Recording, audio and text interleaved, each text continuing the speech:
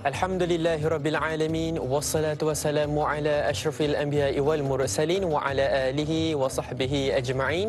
Qala rabbi shrah li sadri wa yassir li amri wahlul 'uqdatam min lisani yafqahu qawli waj'al li waziran min ahli. Assalamualaikum warahmatullahi wabarakatuh kepada anda semua penonton setia rancangan Tanyalah Ustaz, biar tahu jangan keliru. Masya Allah, saat ini pengajian majlis ilmu kita yang dinanti-nantikan kepada anda penuntut ilmu telah pun tiba.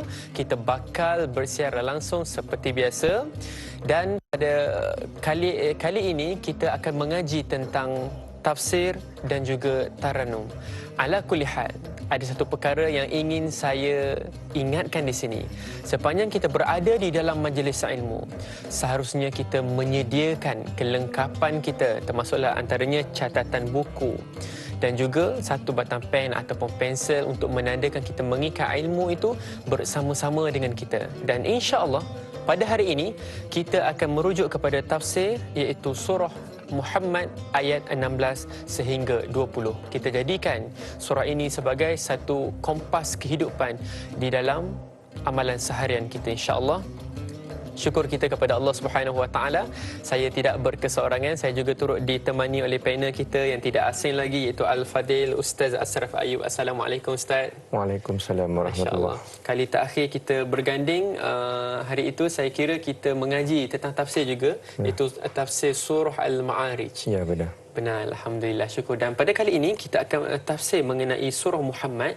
Apakah intisari kandungan yang berada di dalam surah ini? Mudah-mudahan satu cetusan ilmu baru untuk kita aplikasikan dalam kehidupan kita, insya-Allah. Jadi jom bersama dengan saya dan Inizal, kita menjadi ejen penyebar kebaikan, pencetus kepada segala idea dengan cara anda boleh buat panggilan secara live di nombor yang tertera di kaca TV anda, iaitu 0377261603. Dan jangan lupa untuk like Facebook LIS Tanyalah Ustaz TV3 dan kongsi Facebook live kami, insya-Allah. Mudah-mudahan ada saham pahala, saham kebaikan buat kita di alam sana, insya-Allah. Amin amin Allahumma ya amin.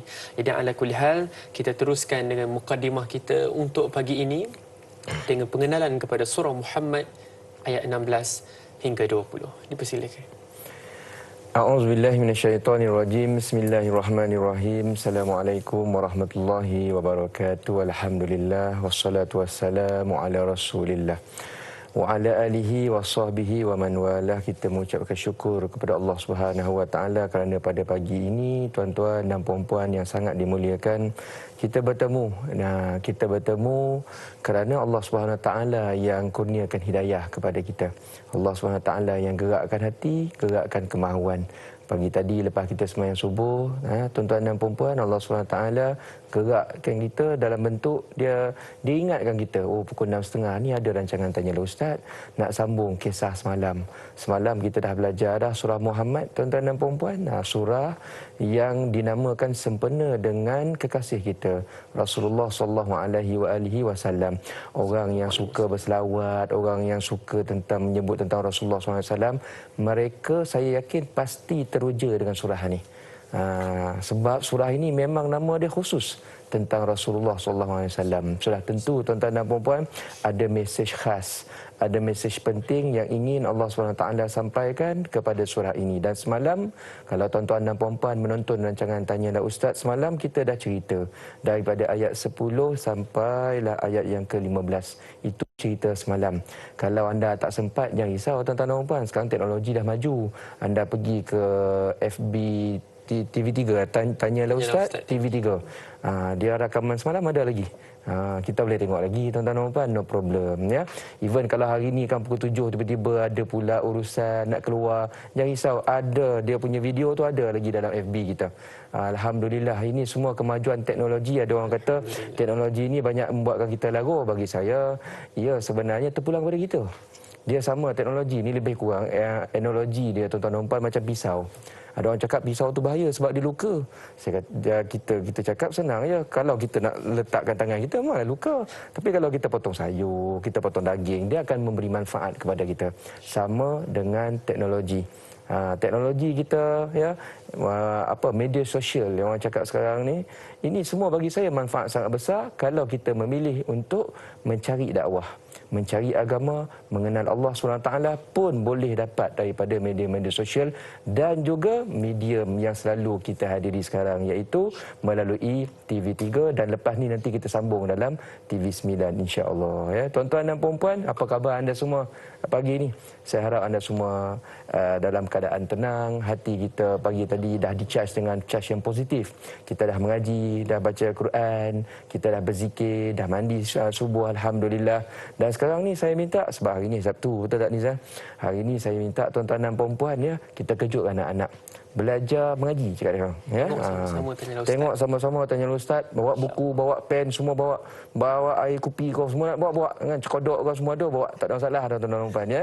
Kita belajar santai-santai tapi sampai, itu yang kita nak. Ini kelebihan rancangan Tanyalah Ustaz ya. Ia merupakan satu medium kuliah yang terbesar yang kita boleh hadiri tanpa kita perlu keluar rumah.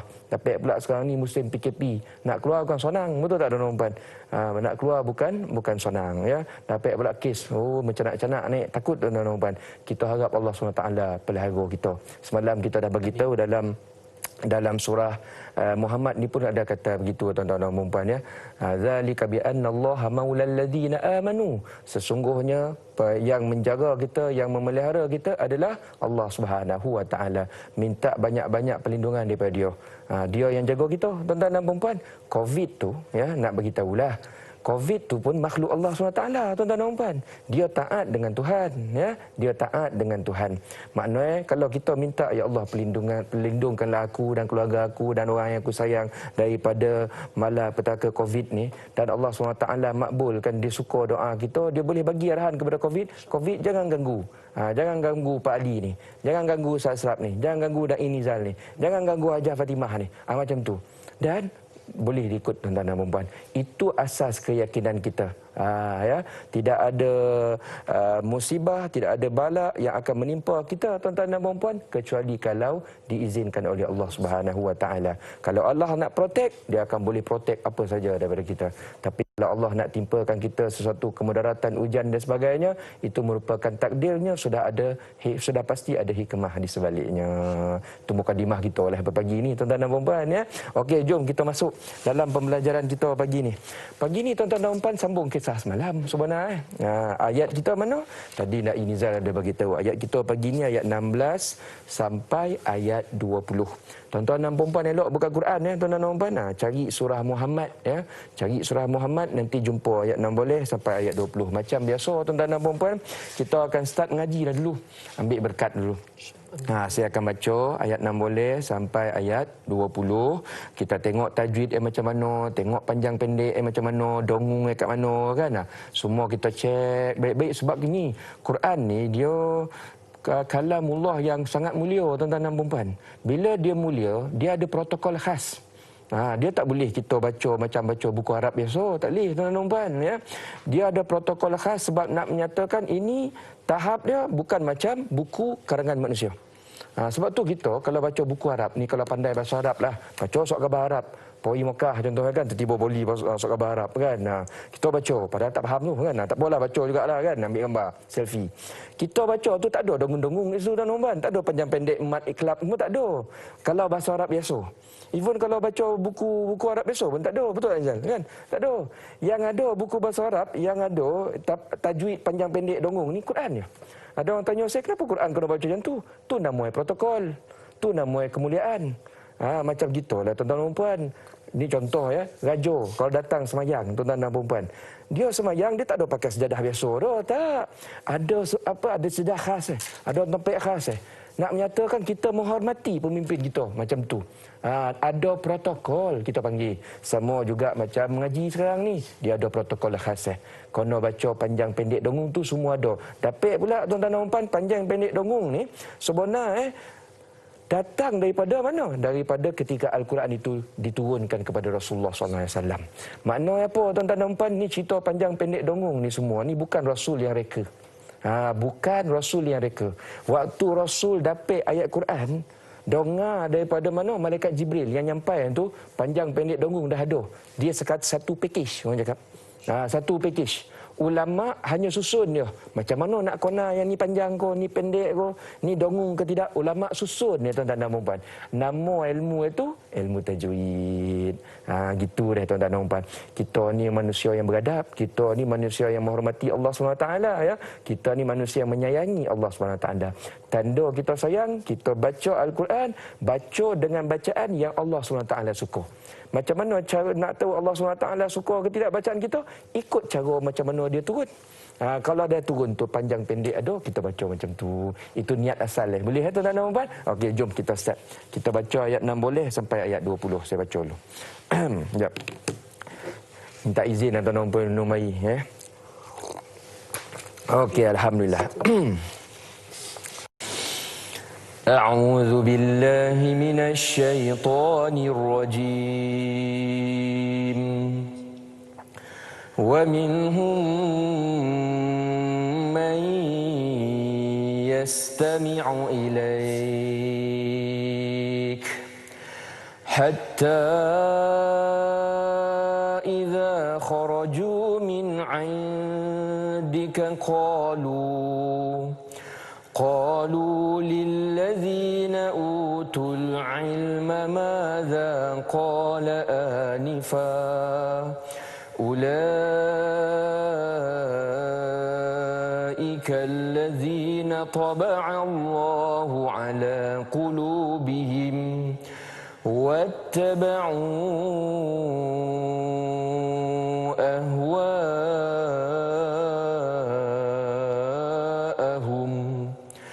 والذين اهتدوا زادهم هدى وآتاهم تقواهم فهل ينظرون إلا الساعة أن تأتيهم بغتة فقد جاء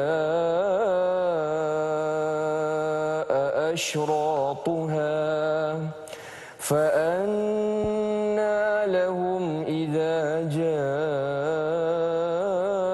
جاءتهم ذكراهم فاعلم أنه لا إله إلا الله واستغفر لذنبك وللمؤمنين والمؤمنات والله يعلم متقلبكم ومثواكم ويقول الذين آمنوا لولا نزلت سورة فإذا أنزلت سورة محكمة وذكر فيها القتال رأيت الذين في قلوبهم مرض ينظرون إليك نظر المغشي عليه من الموت فأولى لهم صدق الله العظيم. Itulah tuan-tuan dan puan-puan lebih kurang bacaannya. Cuma kita perhatikan kalau anda selalu mengaji, antara perbezaan cara bacaan surah Muhammad ni dengan surah-surah yang lain, kalau anda perasan tadi tuan-tuan dan puan, last ayat dia banyak bunyi hum. Kita baca pun rasa macam pelik. Betul tak? Kenapa pelik? Sebab kalau baca surah lain selalu last itu panjang-panjang. Alhamdulillahirabbil alamin. Kita panggil mad arid disukun lah. Ya Rahmanir-Rahim. Dia semua panjang. Jadi nak baik lagu tu senang hujung-hujung kan. Ataupun kita baca dengan mad iwad. Contohnya surah Nisa banyak tuan-tuan dan puan ya. Dia last dah 2 harakat. Aliman hakima ma itu 2 harakat. Bolehlah lagu lagi. Yang ni tiba-tiba semua hum. Kenapa? Ada orang tanya macam tu tuan-tuan dan puan. Ada orang tanya. Semalam ada orang tanya tapi saya tak sempit nak jawab. So hari ni saya nak jawab. Ya. Jawapan dia ni pandangan ulama. antara pandangan ulama tafsir. Mereka mengatakan surah Muhammad ni special, last dia tu hum tu. Sebab tuan-tuan dan puan-puan, surah ni dia sebenarnya nama lain surah Al-Qital. Surah Al-Qital ni maksudnya surah tentang peperangan. Bila berperang ni tuan-tuan dan puan-puan, dia kena serius. Dia tak boleh nak lagu-lagu sangat. Nampak tak? That's why last tu macam gagang lah bunyi tu, tuan-tuan. Macam nak perang, bunyi bom pun ada kan. Lebih kurang macam tu. Sebab ayat Quran ni, kalau anda semua baca dengan kefahaman, kita nampak dia punya lenggok tu lain tu, tuan-tuan dan puan. Kalau cerita tentang benda yang best, cerita tentang syurga, jannah, nak buat lagu pun senang. Baca pun best. Contoh surah Ar-Rahman. Kan sedap landing Kita nak buat lagu pun sedap. Sebab surah Ar-Rahman tu banyak cerita nikmat. Banyak cerita special grief. Banyak cerita tentang syurga dan sebagainya. Tapi bila ayat dalam keadaan Allah SWT tu cerita benda serius. Contoh macam ni, perang. Ataupun tuan-tuan dan perempuan baca surah Taubah sebagai contoh. Surah Taubah pun macam tu juga. Tema perang. Benda serius. Ayat itu tuan-tuan dan puan kadang-kadang dia macam susah sikit nak baca. Sebab begitulah kaedahnya bahasa Arab. Dia ada mukjizat dekat situ. Nak beritahu begitu tuan-tuan dan puan. Tapi ada juga ayat-ayat dalam surah Muhammad ni panjang-panjang juga last ada tuan-tuan dan puan ya. Contoh am ala qulubin akfaluha, adalah 3 ompek ada. 3 ompek ayat. Tapi yang lain secara majoriti last itu semua hum. Begitulah tuan-tuan dan puan ya. Baik, mari kita teruskan dengan tadabbur ataupun tafsir. Kita nak cuba faham daripada ayat 16 sampai ayat 20 ni apa pula maklumat-maklumat, informasi-informasi, pengajaran-pengajaran yang ingin disampaikan oleh Allah Subhanahu Wa Taala kepada kita. Kita dah start ni tuan-tuan dan puan. Ayat yang ke-16. Wa minhum man yastami'u ilai. Di antara mereka ada yang mendengar Rasulullah sallallahu alaihi wasallam. Kita tengok dulu dia punya maksudlah lebih kurang. Hatta idza kharaju min indika. Kemudian bila dia dah dengar ceramah Rasul tu, dia pun keluar. Mereka pun keluar. Dia pun jumpa para sahabat. Apa dia cakap? Qalu lil ladina utul ilma madza qala anifa. Apa yang Rasulullah cakap tadi tu dan tak faham. Ya. Ulaika alladzina taba'allahu ala qulubihim wattaba'u ahwa'ahum. Dia orang ni tak faham apa yang Rasul cakap. Sebab apa? Sebab hati itu dah kena seal dengan Allah Subhanahu Wa Taala. Dah kena apa? Meterai, dah kena tutup tuan-tuan dan puan. Kenapa kena tutup? Sebab mereka ini hidup dia orang ni jalankan kehidupan dalam bentuk wattaba'u ahwa'ahum. Mereka banyak mengikuti nafsu. Baik. Apa cerita ayat nombor ni? Baik, cerita macam ni tuan-tuan dan puan. Dia sebenarnya bercerita tentang keadaan orang munafik. Orang munafik pada zaman Rasulullah sallallahu alaihi wasallam. Orang munafik pada zaman Rasul ni tuan-tuan dan puan, dia orang ni susah nak cam. Susah nak cam. Sebab dia orang ni semayang enggak? Dia orang pergi dengar ceramah macam gitulah. Dengar ceramah tanyalah ustaz. Pakai kopiah.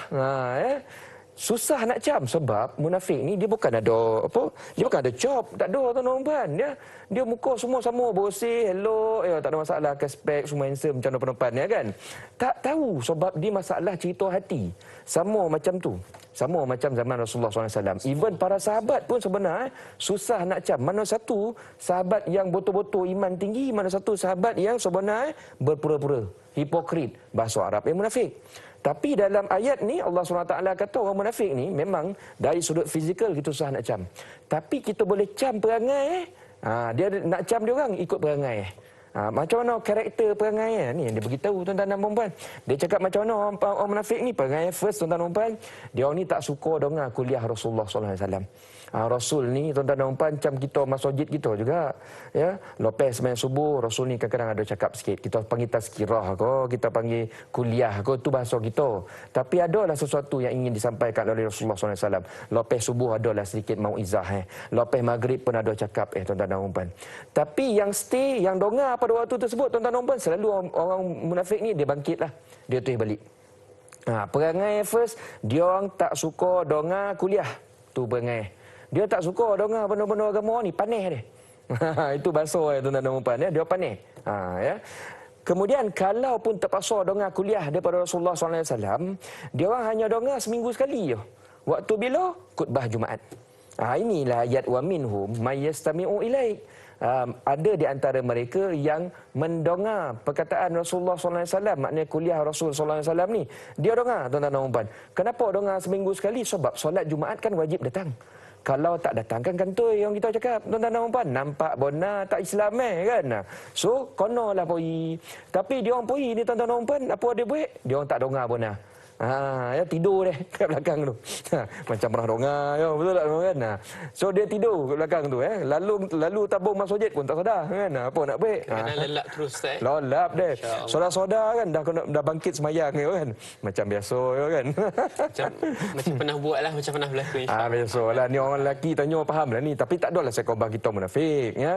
Kita nak ngobar lebih kurang macam tu lah perangai Dia orang ni tak ada selera nak dengar agama lama-lama ni. Dan apa yang berlaku bila dia orang dia orang keluar daripada dah habis semayang tu, dia orang jumpa tuan-tuan dan puan, jumpa beberapa sahabat yang alim. Itu sebabnya ayat tu dia kata apa? Hatta idza kharaju min indika qalu lil ladzina utul ilma.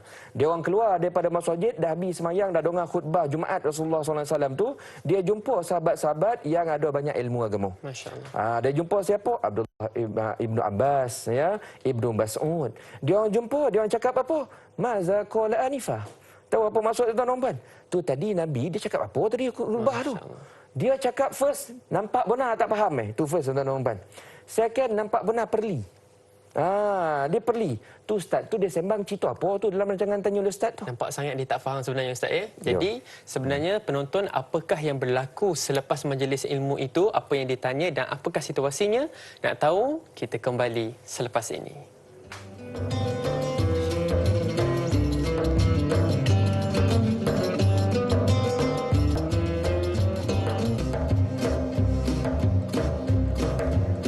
Alhamdulillah, syukur kita kehadrat Allah Subhanahu Wa Taala. Anda kembali lagi bersama dengan saya dan Ainizal dalam majlis ilmu. Masya-Allah, tabarakallah. Dan pada hari ini kita sedang mengkaji, kita sedang mengupas tentang tafsir, iaitu surah Muhammad ayat 16 sehingga 20. Baik, kalau baru sahaja sebentar tadi Ustaz membicarakan tentang perihal yang berlaku, situasi yang berlaku di dalam surah Muhammad ayat yang ke-16. Bagaimanakah ciri-ciri kemunafikan itu telah mula nampak terhadap sebahagian orang yang pergi ke dalam majlis ilmu, dan kini kita nak tahu sambungannya dan apakah yang berlaku. Dipersilakan. Baik. Tuan-tuan dan puan-puan yang dimuliakan Allah SWT, kita sambung baliklah tadi cerita kita hanging pula tadi. Saya tengah semangat tadi tuan-tuan dan puan kan, tiba-tiba pula commercial break Tapi tak apa, waktu commercial break sompek pergi tanah, betul tak kan? Sompek beri air kan, sompek bawa tu canai ke cokodok ke, eloklah tu kan tuan-tuan dan puan. Dia bagi kita lebih segar. Tu cerita Baik. Ke mana kita tadi tuan-tuan dan puan? Perangai orang munafik.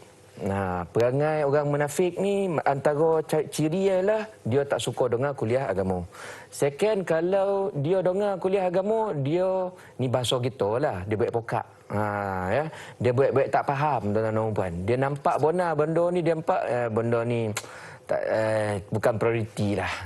Dia begitu perangai. Sebab tu bila dia orang tu dah habis dengar ceramah Rasulullah SAW waktu tu, khutbah Rasul, dia orang jumpa sahabat-sahabat Nabi yang pandai, dia orang cakap apa? Maza qala anifa.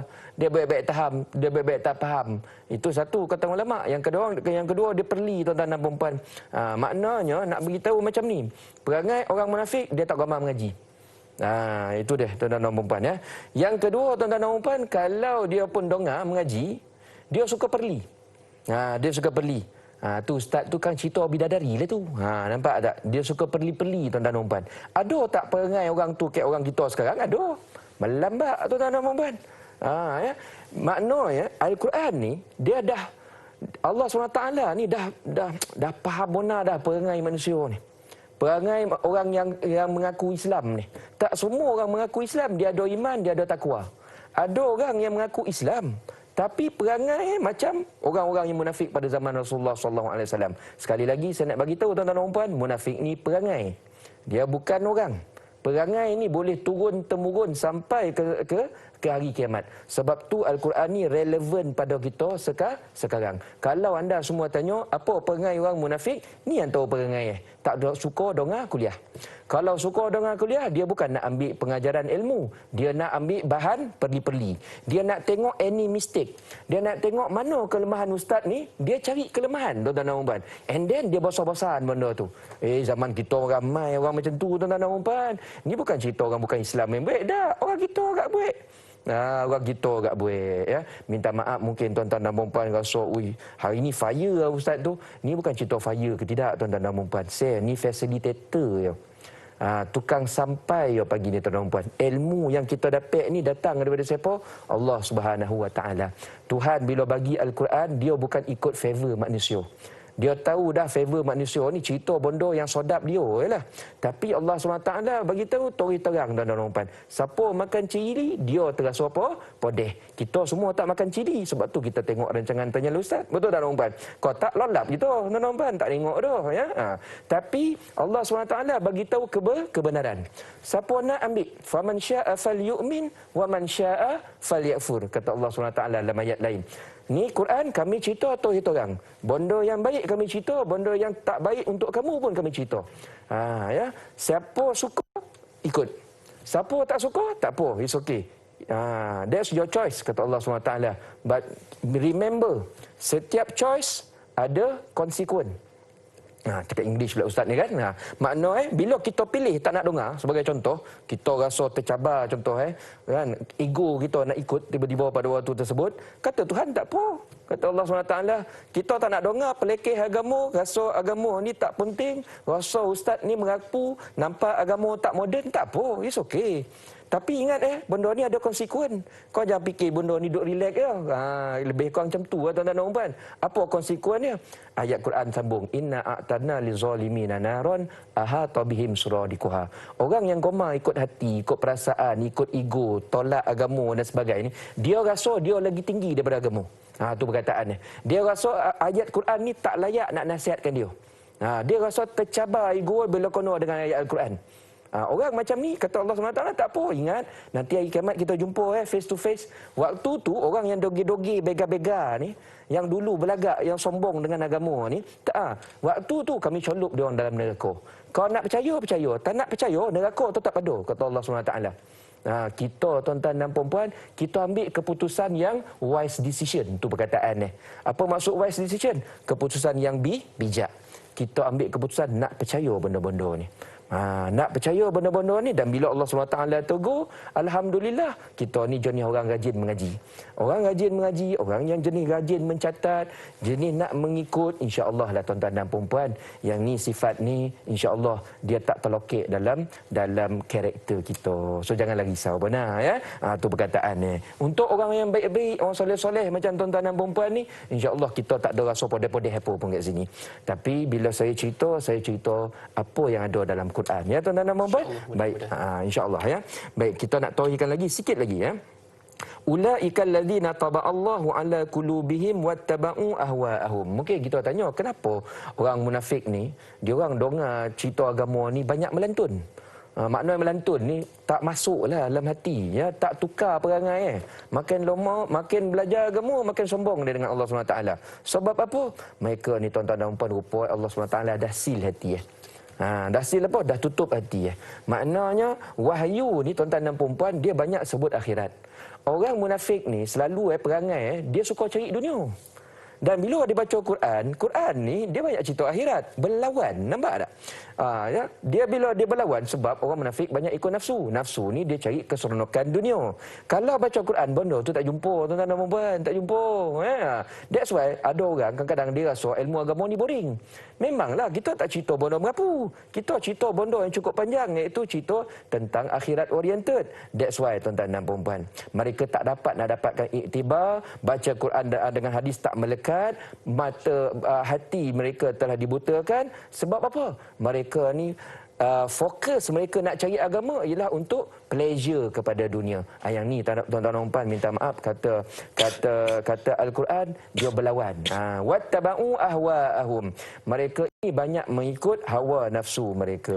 Makna orang munafik ni tuan-tuan dan puan, mereka ni banyak fikir tentang dunia. Kalau cerita akhirat, mereka tak banyak bagi perhatian. Sedangkan kita ni cerita tentang last dulu, iaitu cerita akhirat dulu. Bila dah faham tentang akhirat, apa konsekuen yang kita buat sekarang, mesti ada balasan yang baik di akhirat. Semua yang kita lakukan di dunia sekarang, kita lakukan dalam keadaan yang putih cakap accordingly. Itu perkataan ya. Maknanya apa yang kita buat sekarang, biar nanti pada hari kiamat semua bawa kepada redha, semua bawa kepada syurga Allah SWT. Ni yang kita sebut accordingly. Itu yang kita harap tuan-tuan dan puan-puan yang dimuliakan Allah Subhanahu Wa Taala. Alhamdulillah, cantik penerangan ilmu yang telah pun Ustaz berikan kepada kita, kompas kehidupan kita.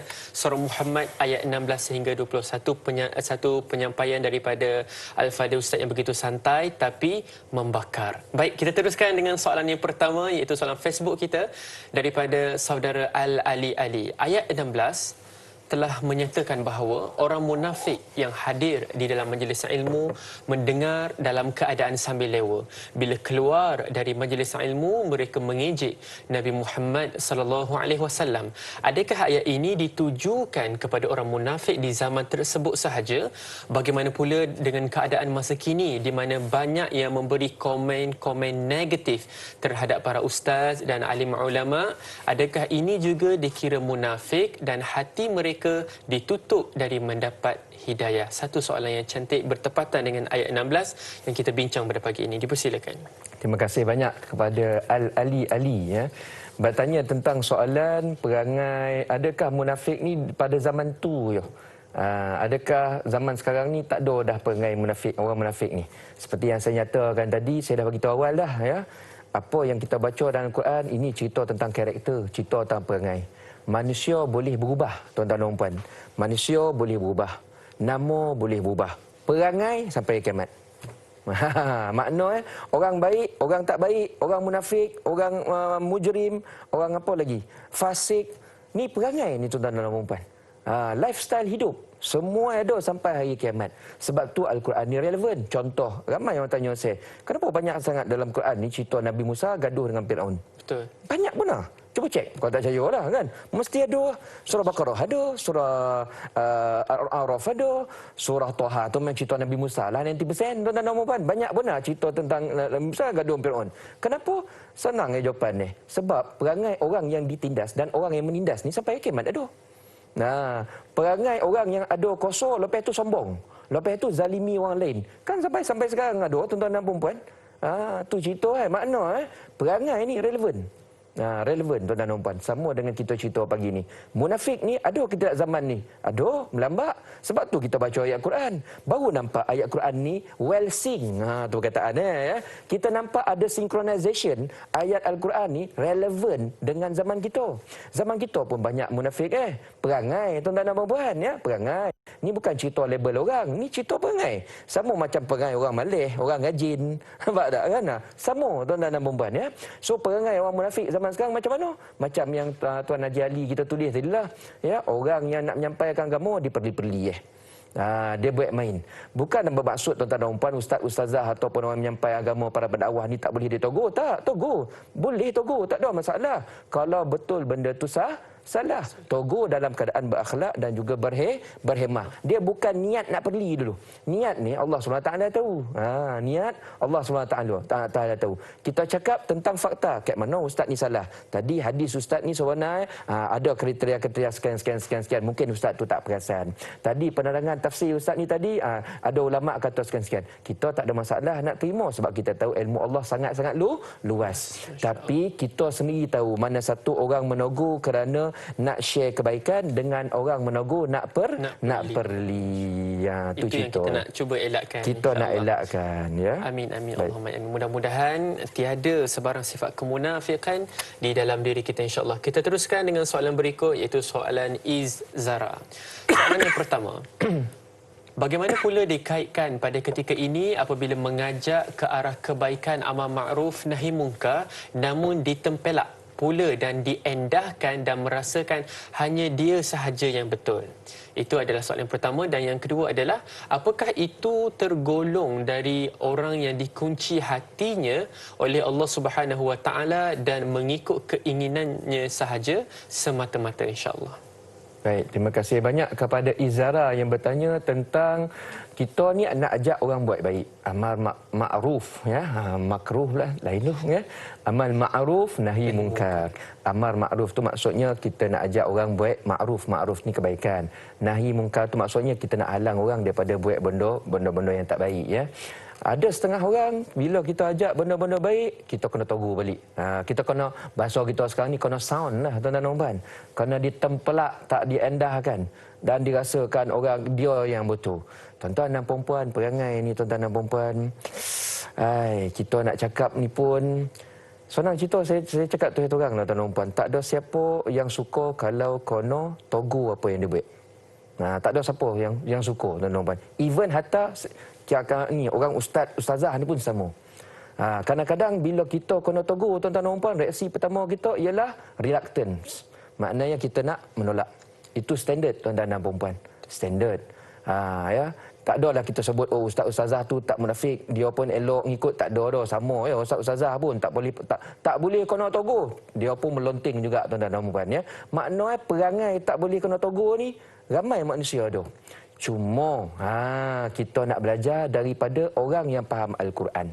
Orang yang faham Al-Quran bagaimana tuan-tuan dan puan, mereka ni dalam keadaan marah. Saya nak bagi contoh Sayyidina Umar.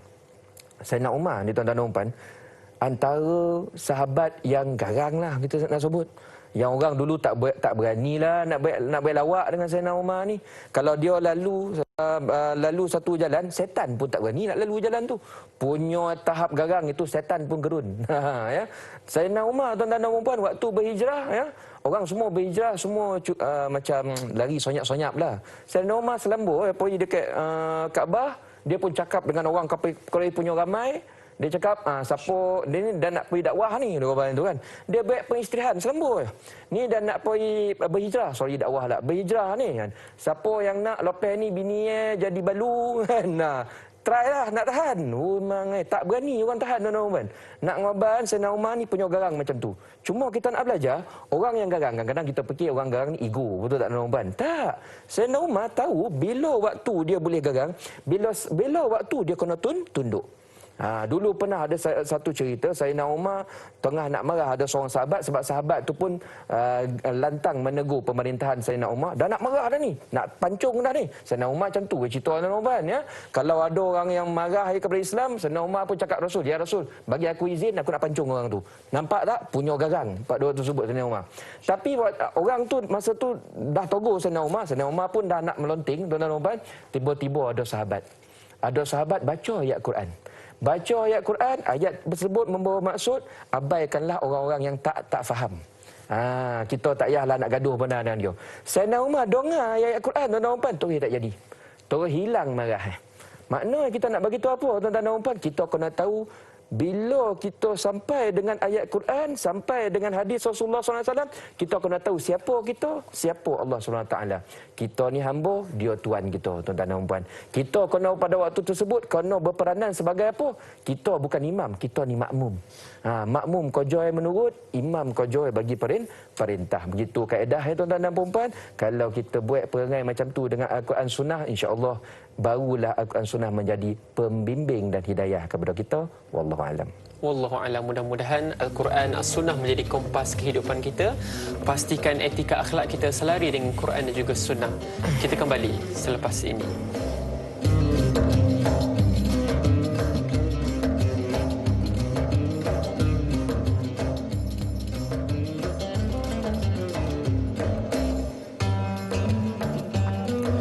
Syukur kita pada Allah Subhanahu Wa Taala, sekali lagi anda kembali di dalam madrasah ilmu kita, pengajian ilmu kita, di mana Allah Subhanahu Wa Taala menjanjikan kepada orang yang belajar ilmu diangkat darjat mereka di sisi Allah Subhanahu Wa Taala. Baiklah Ustaz, kalau tadi kita masih lagi membicarakan tentang ayat 16, jadi pada sesi kali ini sebelum kita beralih kepada ayat yang ke-17, saya nak tanya satu soalan yang terakhir bagi ayat 16. berkenaan bagaimanakah cara ataupun adab yang terbaik bagi kita untuk menegur guru kita ataupun alim ulama yang melakukan sebarang kesalahan, kerana kesalahan ini ataupun sifat kemunafikan ini tidak terkecuali kepada semua lapisan umat Islam, insya-Allah.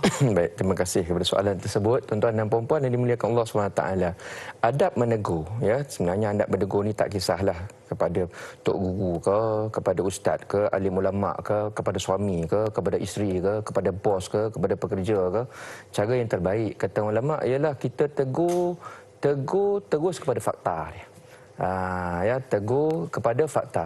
Kalau dia salah, ya, contoh macam ustazah salah pula bagi mengajar. Saya pernah kena, tuan-tuan dan puan, ada waktu tu saya mengajar tajwid. Dan tak perasan. Kadang-kadang ni kita masa bercakap ni, sebab bercakap ni laju, ya. Kadang-kadang kita tak perasan fakta kita tu, kita nak sebut panjang 4-5 harakat. Tiba-tiba kita tersebut panjang dia 4-6 harakat. 6 harakat tu salah. Dia kena empek 5 harakat. Saya pernah ada keadaan macam tu. Tapi kita tak perasan. Waktu kita cakap tu tak perasan. So ada antara anak murid kami, dia tahu ini kesilapan slip of tongue. Ya. Kita terlopeh cakap dan kita tak perasan. Kemudian macam mana cara dia negur kita? Dia hantar kita WhatsApp, tuan-tuan dan puan-puan. Minta maaf ustaz. Oh, ayat dia cukup bagus. Minta maaf ustaz. Ya, mungkin yang ni ustaz tak perasan. Tadi ustaz tersebut 6 harakat bukan 5 harakat. Saya rasa fakta ni tak tepat, sedangkan yang ustaz selama ni ajar dalam buku ustaz 5 harakat. Saya pun perasan dah benda ni tadi saya tersilap. Kita tak ada masalah nak terima macam tu, tuan-tuan dan puan. Cara dia pun kita nampak dia menegur memang benda tu salah. Yang kedua, kita nampak keikhlasan dia dekat situ, ya. Maknanya dia bukan nak menjatuhkan maruah, dia bukan nak mengaibkan dan sebagainya. So teguran-teguran macam ni, maknanya cara nak menegur tu kena jaga supaya orang yang ditegur tidak terasa. Kita harap begitulah, tuan-tuan dan puan-puan, ya. Dan elakkan daripada waktu kita menegur tu any ayat yang boleh membuatkan air muka dia jatuh. Dan juga ya, ini apa juga perkara yang membuatkan cara teguran tersebut dia ada unsur-unsur perli dan sebagainya. Kita elakkan perkara itu, ya, elakkan penggunaan kata-kata tersebut, insya-Allah semua orang boleh menerima teguran, insya-Allah, ya. Insya-Allah, mudah-mudahan, amin amin Allahumma ya amin. Dengan penerangan, dengan teguran yang baik ini merendahkan hati kita untuk kita terus bertakwa kepada Allah Subhanahu wa taala, merendahkan hati kita untuk mencapai ilmu Allah Subhanahu wa taala, insya-Allah. Alhamdulillah. Baik, kita terus kepada soalan Facebook yang berikutnya, insya-Allah. Soalan daripada Puan Nurul Hidayah Saifuddin. Bagaimanakah balasan ketakwaan bagi orang yang menerima petunjuk dalam ayat ke-17? Apakah yang harus dilakukan oleh setiap mukmin untuk mendapat petunjuk daripada Allah Subhanahu wa taala? Apakah yang perlu, apakah yang harus dilakukan oleh setiap muslim, oleh setiap mukmin untuk mendapat petunjuk daripada Allah Subhanahu wa taala? Apakah ciri-ciri mereka yang tinggi nilai ketakwaannya itu, insya-Allah? Baik, terima kasih banyak kepada Nurul Hidayah Saifuddin. Dia ada kat sini, saya nampak ada 3 soalan ni, ya. Ada 3-in-1 soalan dia, sangat banyak. Tapi semuanya bertanya tentang ayat 17. Saya fikir tuan-tuan dan puan, kita elok cuba faham dulu ayat 17. Baru kita nampak fakta dia tu nak bawa kita ke mana, ya. Kita teruskan ayat 17. Wallazina tadau zadahum hudaw wa atahum taqwahum. Adapun orang-orang yang diberikan hidayah petunjuk oleh Allah Subhanahu wa taala, semakin mereka mencari hidayah, semakin mereka akan dibantu untuk ditambah hidayah oleh Allah Subhanahu wa taala. Zadahum huda. Kemudian apabila mereka mendapat lebih banyak hidayah daripada Allah Subhanahu wa taala, kemudian ia akan membuatkan mereka senang nak mendapat satu perkara paling bernilai, yang paling mahal, iaitu mendapatkan sifat takwa kepada Allah Subhanahu wa taala. Maknanya apa, tuan-tuan dan puan-puan? Maknanya begini. Tadi cerita orang munafik. Bila cerita orang munafik ni, tuan-tuan dan puan-puan, cara kita cerita tu pun kita cerita dalam keadaan terbakar, membakar, benda kau cakap tadi tu, kan? Lebih kurang macam tu lah, ya. Tapi membakar. Santai tapi membakar, ya. Sebab kita sedang menceritakan satu perangai yang semua Islam kena elak. Maknanya benda ni kena take it seriously. Sebab kita takut sangat Kita takut satu perkara dulu, kata tok guru kami. Kita ni orang Islam, alhamdulillah dah elok. Benti semua orang Islam, semayang, puasa, zakat dan sebagainya. Tapi masalah sekarang ni kita tak tahu di sisi Allah SWT, Tuhan label kita ni orang Islam ke, orang mujrim ke, orang munafik ke, orang kufur nikmat ke, ataupun orang bertakwa kepada Allah SWT. Yang ni masih kita tak tahu lagi, tuan-tuan dan puan. Tak kira lah dia ni label ustaz ke, ustazah ke, ngapal Quran ke, tak kira ni. Semua orang masih lagi tak tahu di sisi Tuhan kita siapa. That's why kita kena mengaji banyak-banyak supaya bila dengan mengaji ni kita mendapat lebih banyak informasi yang lebih tepat dan juga lengkap. Tentang apa Ustaz? Tentang apa sifat orang bertakwa, apa sifat orang beriman, apa sifat orang munafik, apa sifat orang fasik. Biar kita tahu jelas-jelas supaya dah tahu kriteria, and then kita check mana satu kriteria-kriteria ni yang kita ada, cepet-cepet delete. Macam tadi, munafik, apa perangai? Tak suka dengar kuliah, kan? Kita cepet-cepet delete, tuan-tuan dan puan. Kemudian kita cari pula sifat orang bertakwa. Orang bertakwa ni macam mana nak jadi orang bertakwa ni? Macam mana saya nak tahu saya ni bertakwa ke tidak? Ya, hafal Quran belum tentu bertakwa. Ustaz-ustazah belum tentu bertakwa. Nampak tak, tuan-tuan dan puan? Belum tentu. Semalam kalau tuan-tuan dan puan ingat, saya dah beritahu, ulama bosa doa mustajab pun last-last mati dalam keadaan dimurkai Allah SWT.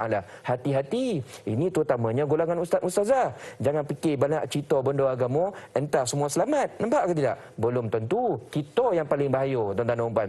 Paling bahaya apa? Kita tahu banyak perkara, tapi kita tak buat banyak perkara. Ni masalah sebenarnya. Baik, sambung balik cerita tadi. Kita sekarang ni nak tahu ciri-ciri. Sekarang Allah SWT tambah satu lagi ciri. Ciri-ciri orang yang beriman. Orang yang mendapat hidayah. Sekarang ni kita nak tahu, saya ni dapat tak hidayah? Allah SWT bantu tak hidup saya sekarang ni? Ayat 17 bagi jawapan. Walladzina ihtadaw.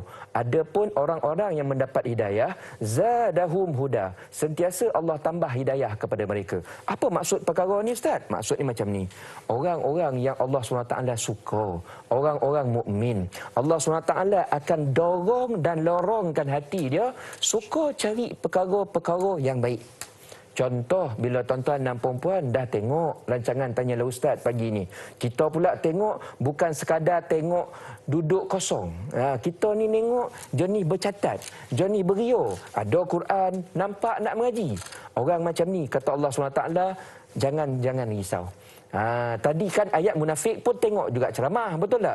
Tapi perangai tengok ceramah tu lain, nampak tak? Dia tengok ceramah tapi itu lolap dia. Ya, makna dia orang cakap masuk tengok kanan, keluar tengok kiri. Itu perangai munafik, kata Allah SWT, ya. Satu lagi, orang yang beriman, dia orang dengar ceramah juga tapi dengar bersungguh, macam tuan-tuan dan puan-puan. That's why saya nak bagi tahu, ya. Tuan-tuan dan puan-puan, insya-Allah kita doa sama-sama. Ni jenis orang-orang yang beriman. Kita nak cari cara macam mana kita nak dokek lagi dengan Allah SWT.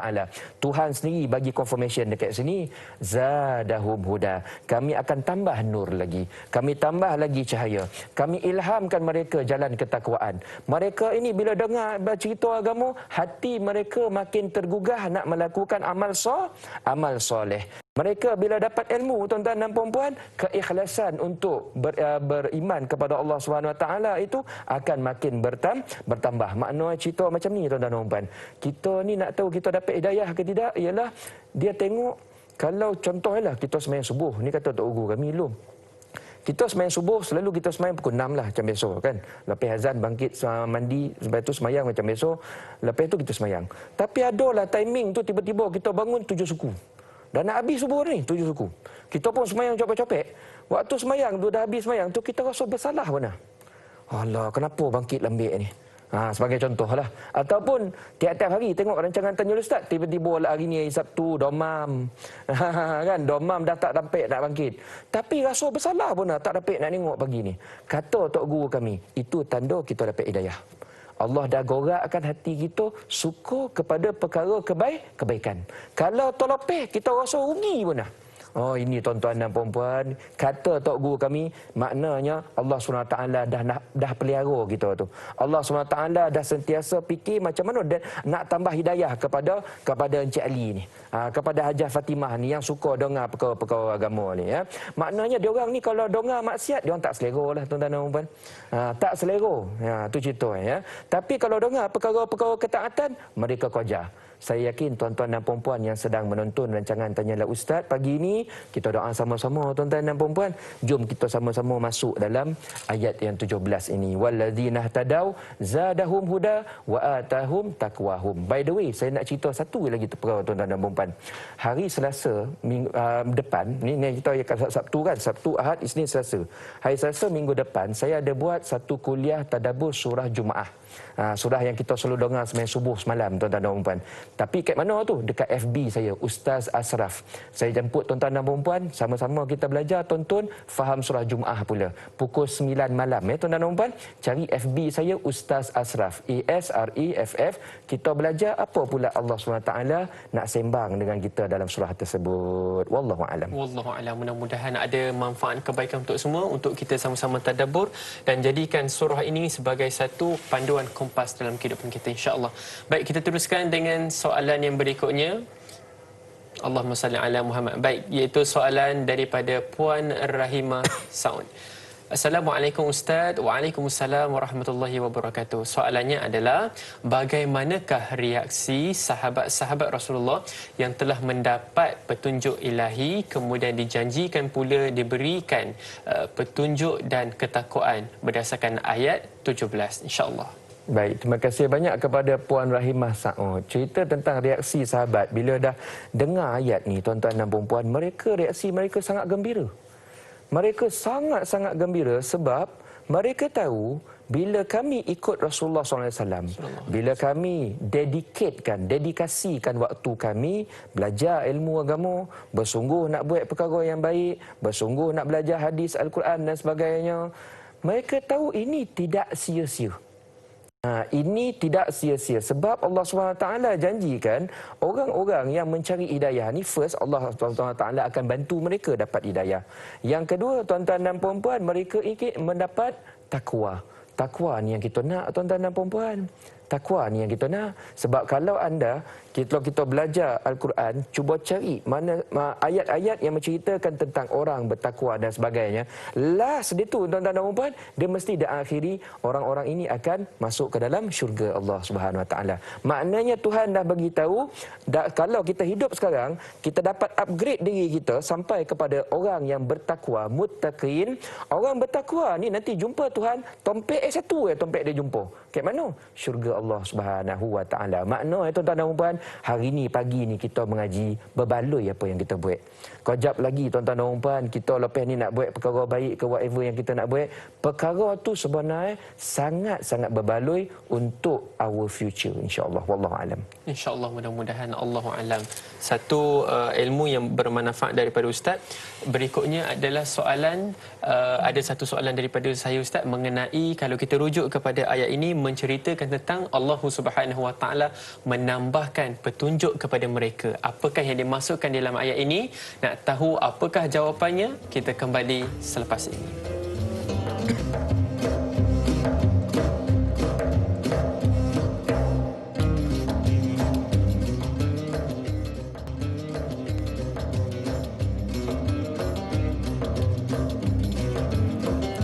Alhamdulillah, syukur kita kehadrat Allah Subhanahu Wa Taala.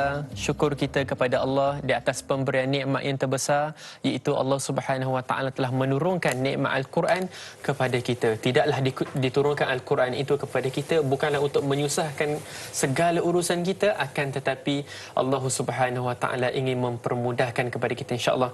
Baik, kita masih lagi meneruskan kajian surah Muhammad ayat yang ke-17. Jadi sebelum masuk ayat 18, ada satu soalan daripada saya untuk sama-sama kita kaji. Mudah-mudahan ada manfaat dan juga kebaikan untuk semua, insya-Allah.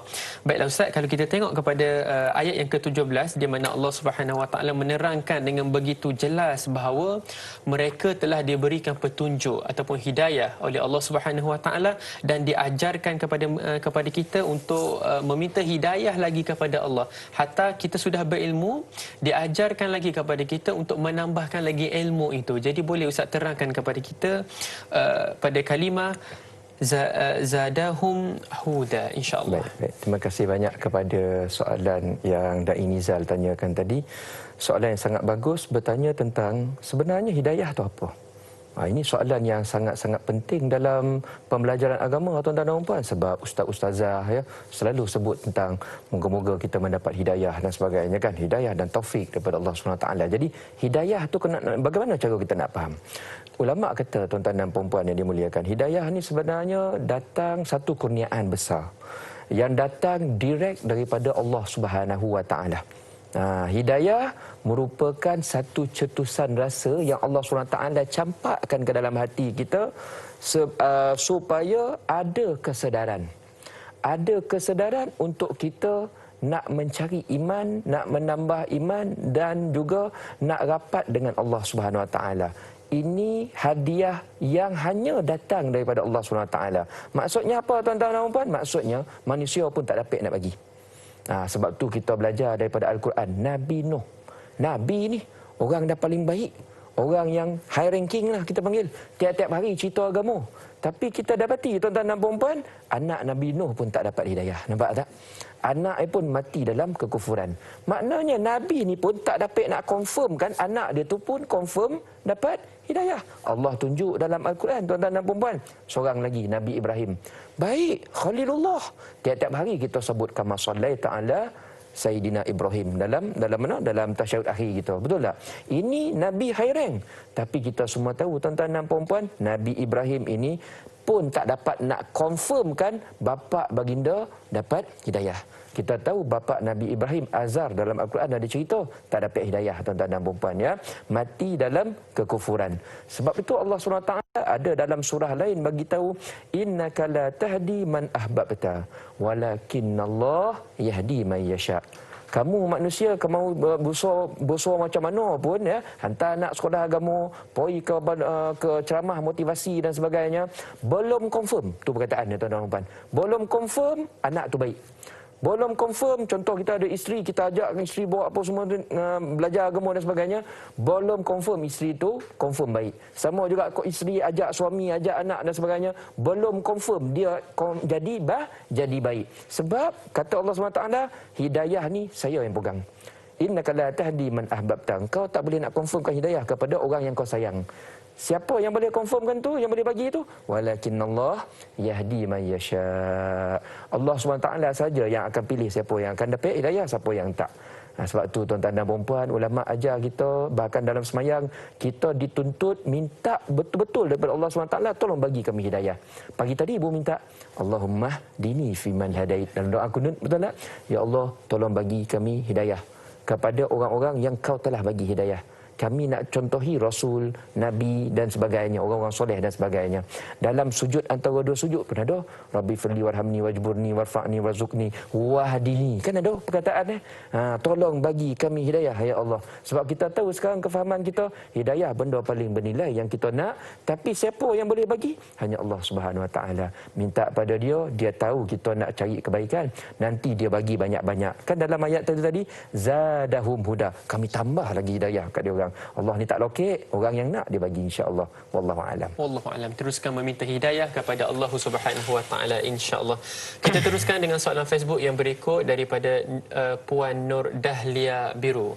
Kita rujuk semua, boleh buka Al-Quran dalam ayat yang ke-18. Dalam ayat ini, mengapa orang-orang kafir menunggu-nunggu akan tibanya hari kiamat?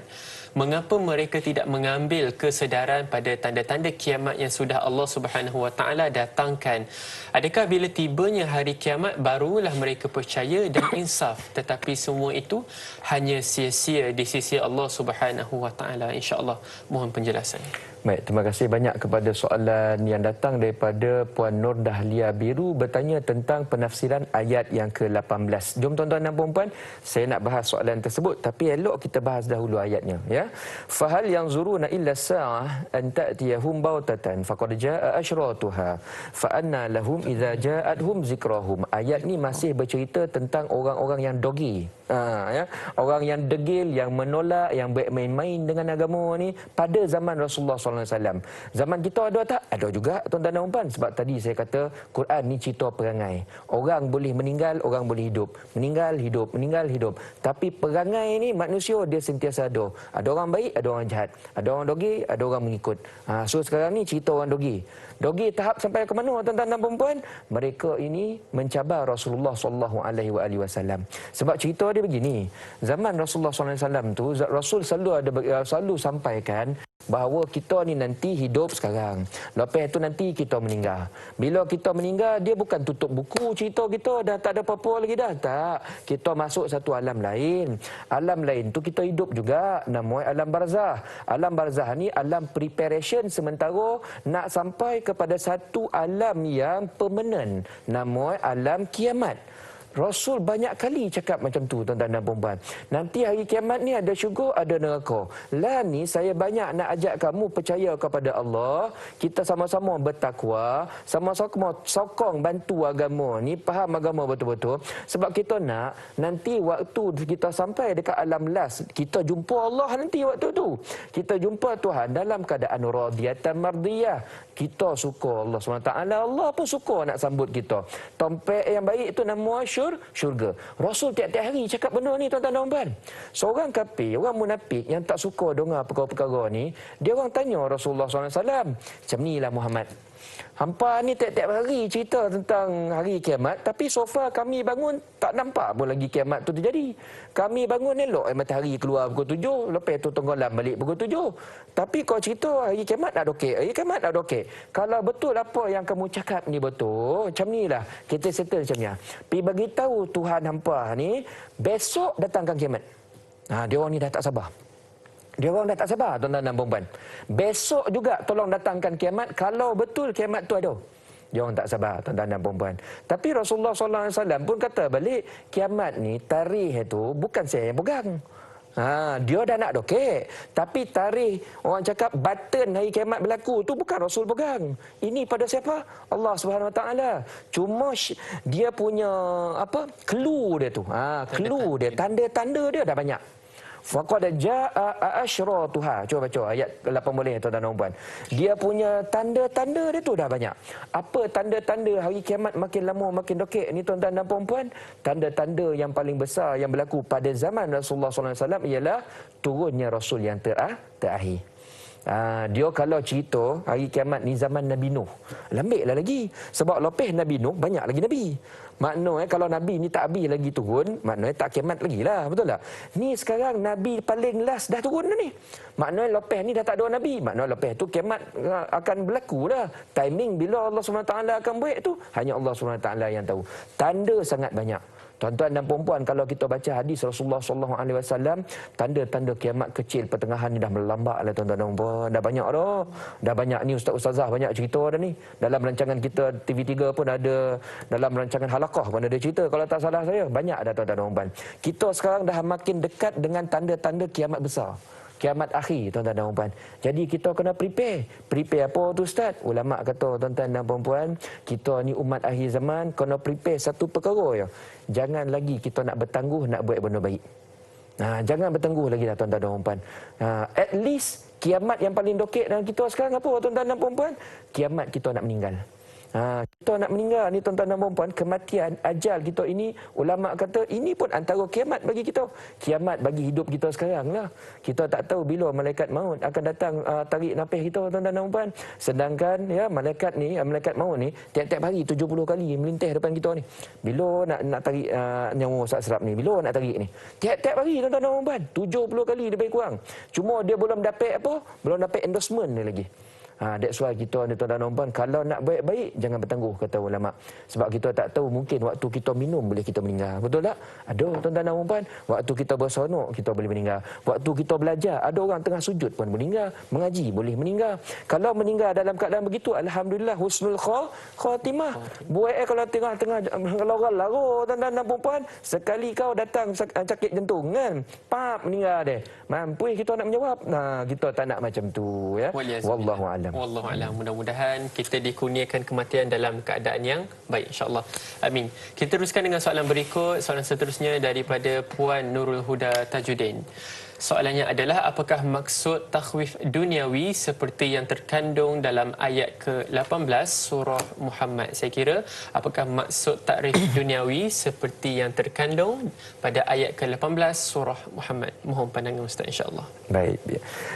Terima kasih kepada Puan Nurul Huda Tajuddin, ya, bercerita tentang takhwif dunia ini yang terkandung di dalam ayat yang ke-18, ya, surah Muhammad. Maksudnya tuan-tuan dan puan-puan, ada orang yang mereka ini tahu sebenarnya hakikat kehidupan kita. Kita ni tahu lah ni kita hidup, one day kita meninggal.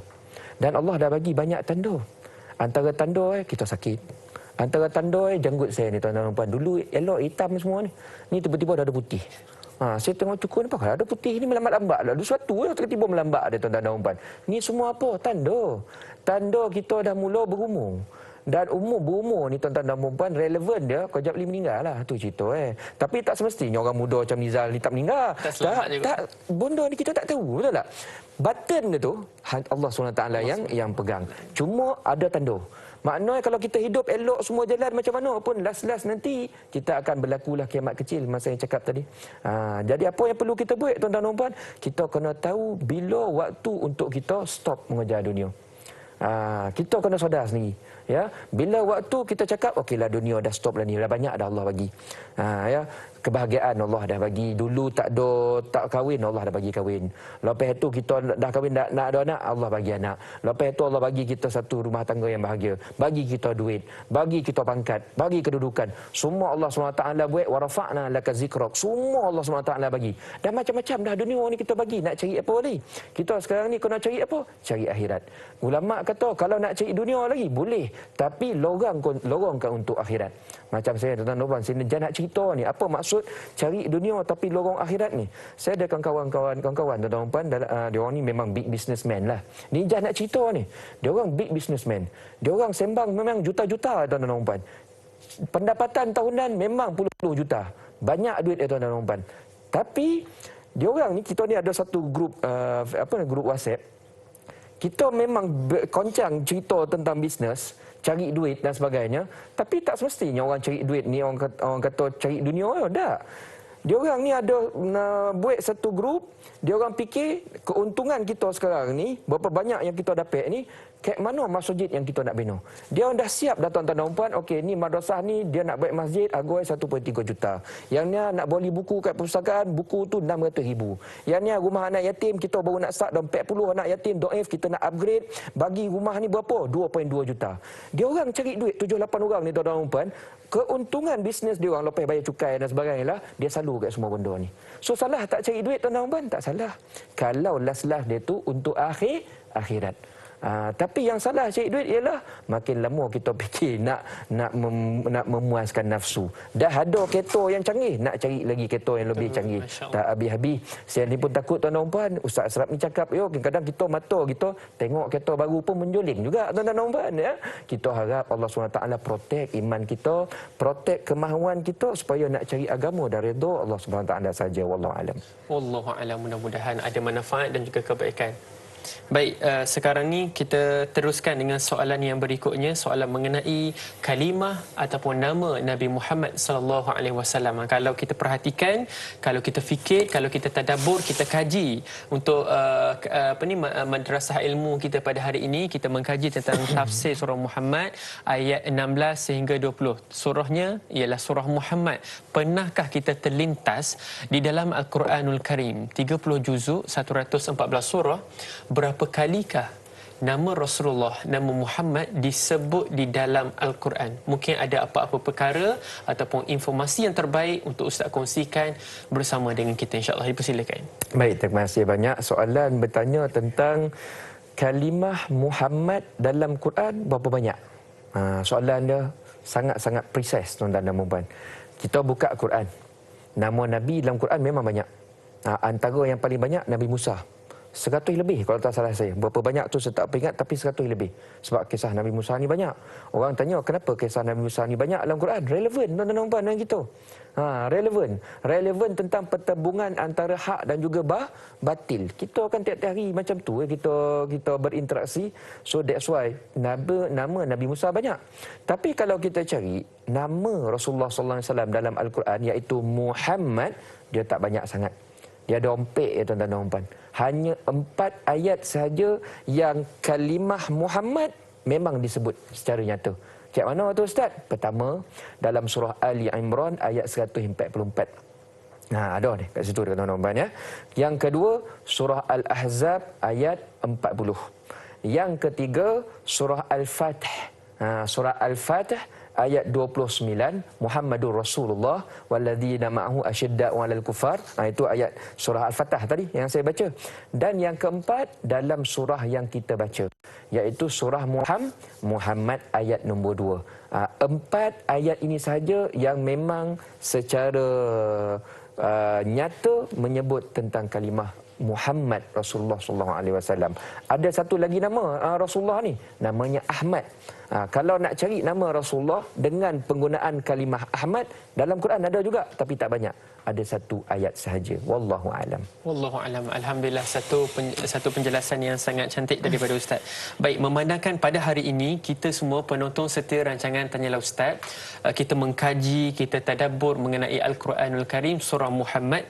Jadi saya kira ini adalah satu ilmu yang baru kalau kita dapat pada pagi ini. Soalan berikutnya Ustaz mengenai susunan surah dalam Al-Quran. Kalau kita perhatikan, surah Muhammad ini adalah surah yang ke-47 selepas surah Al-Ahqaf.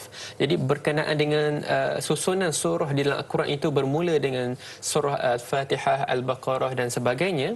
Susunan ini disusun oleh siapa? Adakah berdasarkan saranan daripada Rasulullah sallallahu alaihi wasallam ataupun ada para sahabat yang menyusun berdasarkan hadis-hadis Rasulullah? Jadi bagaimanakah bentuk susunan ini dilakukan dalam Al-Quran? Baik. Ini pun soalan yang sangat relevan. Orang selalu tanya kalau belajar ilmu Al-Quran, belajar tajwid, ramai orang tanya ya. Jawapan dia ni kita akan dapat kalau kita belajar satu ilmu khusus yang dinamakan ilmu ulumul Quran. Ilmu yang membincangkan tentang ilmu Al-Quran. Ada tuan-tuan dan puan-puan ya. Salah satu kitab yang bagus kalau kita nak jadikan sebagai rujukan, kalau nak belajar ulumul Quran, cuba cari satu kitab yang bernama Al-Itqan fi Ulumil Quran. Ini salah satu kitab yang bagus. Ini salah satu kitab yang bagus ya. Baik, soalan tu tadi tentang susunan surah di dalam Al-Quran. Siapa yang tentukan? Siapa yang tentukan? Jawapannya tuan-tuan dan puan, kalau kita belajar tentang ilmu ulumul Quran, mereka mengatakan ayat-ayat Al-Quran termasuklah juga surah-surah Al-Quran ya. Ketentuannya datang daripada Rasulullah sallallahu alaihi wasallam. Ayat Quran ni turun rencam. Masuk rencam, dia turun bukan macam yang kita baca dalam Quran sekarang. Dia bukan start turun Fatihah dulu, lepas itu surah Baqarah. Tak, dia tak turun macam tu. Dia turun, kita tahu ayat pertama turun Iqra. Betul tak? Betul. Iqra bismi rabbikal ladzi khalaq. Kalau ikut kefahaman, kalau ayat Al-Quran ni disusun berdasarkan mana satu turun dulu, mana satu turun last, sudah pasti mula-mula kita baca Quran mengaji, first yang baca Iqra. Betul tak? Kalau ikutkan kefahaman macam tu. Tapi sebenarnya tak. Iqra letak kat belakang, juz 30. Siapa yang bagi arahan untuk letak Fatihah dulu, lepas tu Baqarah, lepas tu Ali Imran, An-Nisa dan seterusnya ni? Siapa yang bagi arahan tersebut? Rasulullah sallallahu alaihi wasallam. Even sampai ke tahap mana-mana ayat Al-Quran yang turun, Rasul yang bagi arahan. Ni ayat yang saya baru turun ni letak dalam surah Ali Imran lepas ayat yang ni. Rasul yang bagi arahan tuan-tuan dan puan. Dan para sahabat mengikut dan juga menurut. Dan Rasul pun bukan pandai-pandai tuan-tuan dan puan. Ini semua arahannya Rasul dapat daripada malaikat Jibril, dan sudah semestinya malaikat Jibril tu dapat daripada mana? Allah Subhanahu wa taala. Itu pendapat ulama, kebanyakan ulama. Tapi saya tak nafikan ada sesetengah ulama juga berpendapat. Mereka mengatakan sesetengah surah Al-Quran ini merupakan pendapat susunannya datang daripada para sahabat, para ulama dan sebagainya. Tapi kalau kita kaji, itu pendapat minoriti. Minoriti. Kalau pendapat jumhur ulama, masuk jumhur ulama tu apa? maknanya kesepakatan ulama, mereka mengatakan ayat Al-Quran termasuk surah sebenarnya datang daripada Rasulullah sallallahu alaihi wasallam. Maknanya istilahnya tauqifi. Itu istilahnya, wallahu alam. Wallahu subhanahu wa ta'ala a'lam. Alhamdulillah. Jadi sebelum kita berehat untuk hari ini, mudah-mudahan ada manfaat kebaikan di atas penerangan Ustaz tadi. Jadi sekarang saya nak memaklumkan kepada kita semua bahawa kita masih lagi belum berakhir dalam memerangi wabak COVID-19 ini. Jadi ini adalah update status terkini COVID-19 di Malaysia 13 November 2020. Kes baharu sebanyak 1,304, manakala kes sembuh baharu sebanyak 900 dan kematian yang baharu adalah sebanyak 1. Jadi mudah-mudahan terus kita menjaga jarak antara satu sama lain, kita mengamalkan penggunaan hand sanitizer, memakai pelitup muka dan sentiasa update status terkini kita berada di mana. Mudah-mudahan kita cuba untuk mengelakkan kawasan yang kita panggil sebagai red zone. Okey, seterusnya kita nak melabuhkan tirai di TV3 dan kita pergi kepada siaran tambahan di TV9.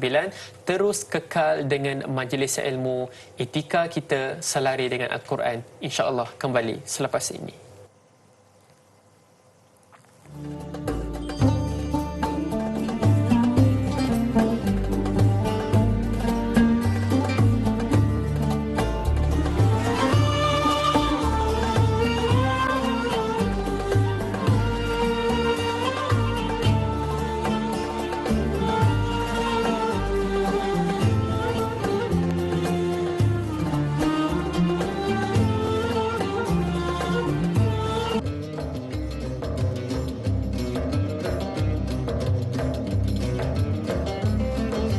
Alhamdulillah, syukur kita kehadrat Allah Subhanahu Wa Taala. Kembali lagi bersama dengan kami dalam program Tanyalah Ustaz, biar tahu jangan keliru. Masya-Allah, tabarakallah. Seperti biasa, pada kali ini kita membicarakan tentang tafsir. Tajuk pengajian kita mengenai tafsir, iaitu surah Muhammad bermula ayat 16 sehingga 20. Sekarang ini semua tuan-tuan, puan-puan, kakak, ibu-ibu, macam-macam, kita buka, kita tadabbur ayat yang seterusnya. Kita sekarang berada pada ayat yang ke-19. Masya-Allah. Sebelum itu saya nak ucapkan jutaan terima kasih. Seperti biasa, saya sangat menghargai kepada anda yang menonton kami secara live di Facebook. Sekarang ini kita ada 1.5K. Masya Allah, yang melihat kita secara live di Facebook menunjukkan bahawa betapa besarnya dan minatnya mereka kepada program agama ini. Mudah-mudahan dengan ada kefahaman agama, bertambah ilmu kita, semakin seronok kita nak mengkaji ilmu, insya-Allah. Amin Allahumma ya amin. Baik, kita teruskan dengan soalan Facebook untuk hari ini, iaitu soalan daripada Puan Hana Wancik. Soalan saya Ustaz, soalan pertama, pada ayat 19, adakah untuk membentuk iman perlu menegakkan tauhid? Bagaimana untuk memperkemaskan diri dengan tauhid sedangkan sering melakukan kekufuran, iaitu kekufuran dalam ibadah dan doa? Yang kedua, kenapa seorang Muslim kena faham maksud syahadah dan bagaimana untuk memahami apakah itu yang dimaksudkan syahadah? InsyaAllah. Baik, terima kasih banyak. Pertamanya tuan-tuan dan puan-puan, saya nak ambil kesempatan ini untuk mengucapkan tahniah kepada kita semua kerana masih lagi bersama-sama dalam rancangan Tanyalah Ustaz, biar tahu jangan keliru, di mana baru sebentar tadi kita di TV3. Sekarang ni kita melompeklah tuan-tuan dan puan masuk TV9. Perbincangan masih sama surah Muhammad. Kita ada 2 lagi baki ayat yang tak habis lagi ni tuan-tuan dan puan. Dan sekarang lah ni kita nak sambung perbincangan kita. Kita mulakan dengan soalan yang ditanyakan oleh Puan Hana Wancik. Ada 2 soalan yang bagi saya sangat bagus kerana ia akan membantu kita untuk memahami ayat yang ke-19. Saya baca dahulu ayat 19. Fa'lam annahu la ilaha illallah wastaghfir li dzambika walil mu'minin wal mu'minat wallahu ya'lamu mutaqallabakum wa maswaakum. Ayat ini menyatakan, ketahuilah bahawa la ilaha illallah, sesungguhnya tidak ada Tuhan yang berhak disembah melainkan Allah Subhanahu Wa Taala. Itu yang pertama. Yang kedua, wastaghfir. Arahan yang kedua dalam ayat ni, wastaghfir. Minta banyak-banyak keampunan daripada Allah Subhanahu Wa Taala. Terhadap apa? Terhadap dosa yang kita banyak buat.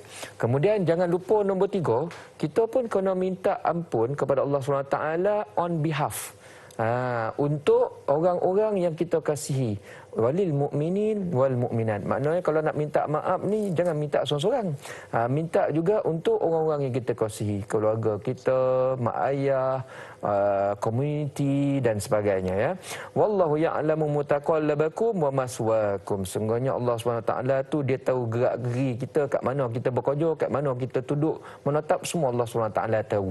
Maknanya tuan-tuan dan puan-puan, kita ni tak lopeh daripada pemerhatian dan juga jagaannya Allah SWT. Baik, kita tengok perbahasan ayat ni berpandukan soalan daripada Puan Hana Wancik. Pada ayat yang ke-19, adakah ia untuk membentuk iman perlu menegakkan tauhid? Bagaimana untuk memperkemaskan diri dengan tauhid sedangkan sering melakukan kekufuran, iaitu kekufuran dalam ibadah dan juga doa? Apa maksud kekufuran dalam ibadah dan doa ni? Baik, kita cuba faham dahulu tauhid ni apa? Tauhid ni tuan-tuan dan puan-puan, mengesakan Allah SWT, ya, mengesakan Allah SWT.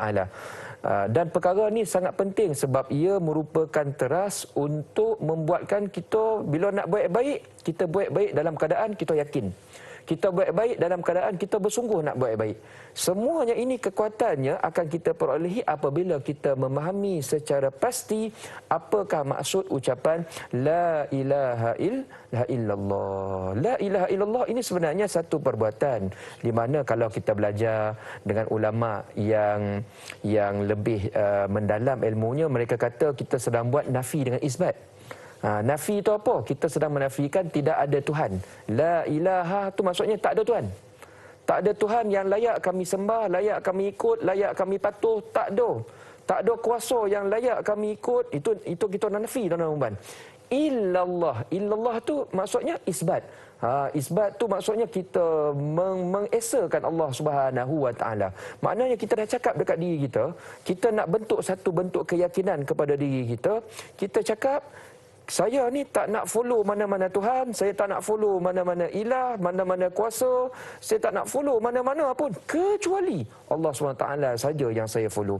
Allah SWT saja yang saya percaya. Allah SWT saja yang saya sayang. Allah SWT saja yang saya taat. Tiap-tiap hari kita teguhkan pendirian keyakinan hidup kita dengan kalimah La ilaha illallah. Dan perkara ini penting kerana kata ulama, apabila kalimah tersebut menjadi keyakinan ke dalam diri kita, tuan-tuan dan puan-puan, ia sebenarnya akan membuatkan kita lebih mudah nak melakukan amal soleh. Sebab kita tahu bila buat amal soleh, kita buat kerana Allah SWT. Kita tahu bila kita meninggalkan segala larangannya, segala maksiat dan sebagainya, kita buat semuanya ini untuk Allah SWT. Dan apabila segala sesuatu diniatkan untuk Allah SWT, kata ulama, dia tak akan sia-sia. Dia tak akan sia-sia. Innallaha la yudhi'u ajra man ahsana amala. Allah SWT takkan sia-siakan amalan baik yang dilakukan oleh seseorang. Tuhan siap bagi, tuan-tuan dan puan-puan, malaikat mencatat. Betul tak? Ma yalfizu min qaulin illa ladaihi raqibun atid. Semua yang keluar, apa yang kita cakap, apa yang kita buat, apa yang kita tengok, apa yang kita tulis, apa yang kita bau, dengar dan sebagainya, ni ada dua pencatat ni. Dan mereka mencatat dalam keadaan yang sangat teliti. Kenapa mereka mencatat dalam keadaan teliti? Tak nak tertinggal. Ada benda baik sebesar zarah pun mereka ambil, mereka letak dalam buku catatan kita, nanti Allah SWT adili. Allah bila mengadili sangat adil. Orang buat banyak kebaikan, dihantar masuk syurga. Orang yang banyak buat keburukan, dihantar masuk ke neraka. Wali'auzubillah min zalik. So, kembali kepada soalan, apa maksud kufur dalam ibadah dan doa? Maksud kufur dalam ibadah dan doa ni macam ni. Kita ni kadang-kadang melakukan ketaatan. Bila melakukan ketaatan ni, tuan-tuan dan puan, dia ada satu rules. Rules dia ialah kena pastikan ketaatan, amal soleh yang kita buat itu dapat endorsement daripada Allah SWT. Kena pastikan benda tu dulu. Maknanya kena pastikan apa ibadah yang kita buat ni memang ada disuruh dalam Al-Quran dan memang ada caranya diterangkan oleh Rasulullah SAW. Kita tak boleh nak pandai-pandai sendiri. Itu perkataan dia, tuan-tuan dan puan. Contoh, saya nak bagi contoh mudah lah. Ya. Contoh, kita ni rajin semayang. Ni masuk waktu asar ni. Rasul kata semayang asar 4 rakaat. Tiba-tiba kita ni terlebih rajin, terlajak rajin. Hari ni saya nak buat solat asar 4 boleh rakaat. Banyak Rasul tak pernah buat, sahabat tak pernah buat, semua tak pernah buat. Kita ni nak unjuk kita ni rajin ni, ibadah nak terlebih banyak lah ni. Tapi kita dah langgar perintah Allah SWT, kita langgar cara yang Rasul SAW tunjukkan. Orang semayang asar ompek ya, dia bantai baik-baik boleh. Nampak tak? Terima ke tidak amal soleh ni? Tak ada terima, tuan-tuan dan puan-puan. Itu maksudnya ya. Itu maksudnya kekufuran dalam ibadah yang pertama, tuan-tuan dan puan-puan. Ada juga kekufuran dalam ibadah, maksudnya dia semayang dah ni, tapi niat dia bukan lillahi ta'ala. Sedangkan kata Allah SWT, kita kena buat everything, niat mesti pasak dalam hati tiap-tiap hari ni, la ilaha illallah. Dalam hati saya hanya ada Tuhan. Saya buat semua ni kerana Allah. Saya nak dapat pahala, saya nak dapat redha. Allah saja yang dapat bagi perkara tersebut. Jadi kadang-kadang ada orang niatnya tu terpesong. Minta-minta Allah SWT jaga kita daripada pemesongan niat. Wallahu a'lam. Wallahu a'lam. Mudah-mudahan manalah tahu tengah khusyuk solat kan, Tok Iman lalu kan, punyalah lama dia punya rukuk Ustaz Mudah-mudahan insya-Allah. Baik, ala kulli hal kita tawakuf seketika, kita hadamkan ilmu yang telah diberikan, kembali selepas ini.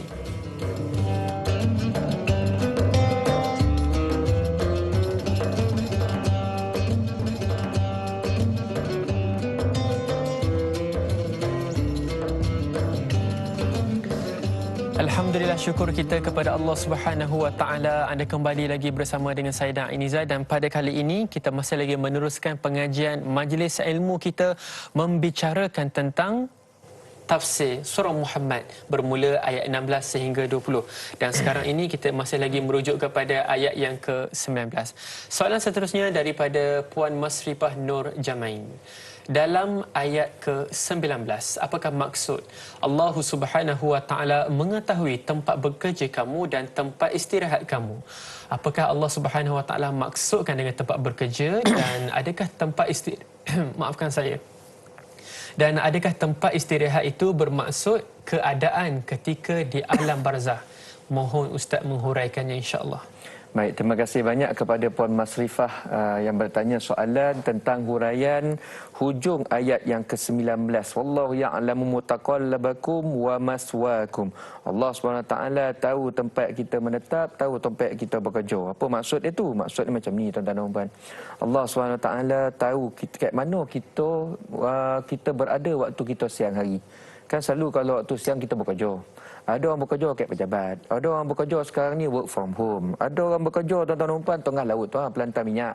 Ada orang bekerja silap tu kat space tu, tuan-tuan dan puan, ya. Ada orang bekerja dalam tanah pun ada, cari arang ke apa, meh ke kan. Macam-macam tempat kita bekerja. Allah tahu tak? Tahu. Kita kat mana? Allah SWT tahu. Tuhan dah declare awal-awal, dia tahu. Baik, satu lagi Allah SWT kata dia tahu kat mana tempat kita berehat.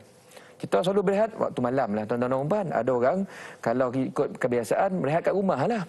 Tapi ada orang berehat dekat pub, tuan-tuan dan puan. Ada orang berehat dekat disco, berehat dekat kelab malam. Ada yang berehat dekat tempat mana-mana dah. Betul tak? Dia berehat, dia bersantai dan sebagainya. Allah SWT tahu tak benda tu? Tahu, kata Allah SWT. Baik, apa impak ayat ni kepada kita? Impak ayat ni kepada kita, tuan-tuan dan puan, ya. Maknanya kita ni tak boleh lari daripada Allah SWT. Tak boleh lagi. Kan kita ni kadang-kadang waktu bekerja, time tu kita banyak baik maksiat. Minta maaf, kita banyak baik kerja. Dalam masa yang sama, terlopeh juga kadang-kadang baik maksiat. Menganyam ketupat lah kita sebut. Mengumpet lah, mengetobos lah, itulah, inilah. Terlopeh, tuan-tuan dan puan. Kadang-kadang waktu kita berehat. Berehat ni pun, kita ada berehat. Waktu berehat tu buat maksiat. Layan benda-benda lara. Sebab kita pun dah habis dah tenaga kan. Layan benda-benda lara kan. Dalam keadaan kenapa kita buat perkara-perkara tersebut? Kita ada pemikiran, Allah SWT tak nampak kita kot. Dan Tuhan dah declare awal-awal. No. Allah nampak ni, Allah cek ni. Malaikat ni tak pernah tertidur ni kat sebelah ni. Hati-hati. Maknanya tuan-tuan dan perempuan yang dimuliakan Allah SWT, bila kita faham betul-betul ayat ni, kita ni tak berani nak buat maksiat kat mana pun tak berani dah. Sebab manusia tu ya, dia buat tiap-tiap hari. Tak, dia bekerja, dia berehat. Tu ya dua, tuan-tuan dan perempuan. Cara itu berbeza, saya cakap tadi. Ya. Tapi ni ialah pusingan hidup kita, tuan-tuan dan perempuan. Ya. Ni pusingan kebanyakan hidup kita macam tu. So Allah SWT kata, mana-mana kita buat ni, kita kena pasakkan dalam pemikiran, Allah SWT tengah perhati. Macam mana maksud Allah perhati itu, tuan-tuan dan puan? Senang ya. Macam saya ke pejabat saya, tuan-tuan dan puan. Kadang-kadang saya ni tak datang pejabat, tapi kita pandai pasang CCTV. Kan? Pasang CCTV, Kita punya staff ni, dia tahu bos tak ada, tapi CCTV itu dia tahu bos tengok, tuan-tuan dan puan, tak berani dia nak berak-berak. Tak berani nak pusing-pusing. Itu maksud penangan dia rasa Allah SWT tu ada, impact kepada kita tak berani nak pusing-pusing. Walaupun kita tak nampak kat mana sekarang ni. Betul tak? Malaikat sebelah tak nampak, tapi Tuhan cakap bila dia nampak, dia nampak. Muraqabah. Muraqabah. Itu cerita dia ya. Musyahadah dengan muraqabah. Ni kalau belajar ilmu tasawuf, dia ada makam-makam tu. Betul tak kan? Dia ada makam-makam, lagi panjang pembicaraannya. Tapi kat sini kalau kita dapat kefahaman, ni Allah tengah perhati saya ni. Tak berani nak baik maksiat, tak beranilah nak forward WhatsApp mengapu ni, tak berani. Sebab once kita balas ya, kita forward dia WhatsApp mengapu, ni sebelah kiri ni. Dia tulis dosa kita nanti, tuan-tuan dan puan. Kita nak macam tu. Jumpa Allah SWT dalam banyak buat dosa. Lebih baik kita buat macam ni. Ni rancangan Tanyalah Ustaz ni, tuan-tuan dan puan, kan ada dalam Facebook kan. Cuba tekan butang share.